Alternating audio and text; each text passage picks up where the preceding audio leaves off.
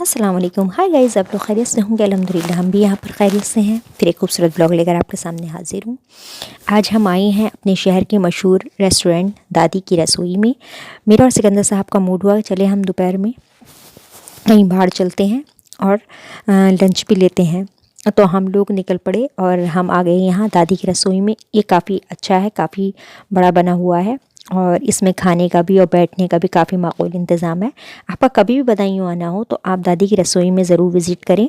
आप यहाँ आएंगे और बदायूं सिटी में जहाँ एंटर करेंगे वहाँ पर आप किसी से भी मालूम कर सकते हैं कि दादी की रसोई कहाँ है। चलिएगा, आपका ज़्यादा वक्त ना लेते हुए चलते हैं आपको लेकर दादी की रसोई में। अगर आपको हमारा ब्लॉग अच्छा लगे तो इसे लाइक, शेयर और कमेंट्स कीजिएगा और मेरे चैनल को सब्सक्राइब कीजिएगा। आइएगा, चलते हैं।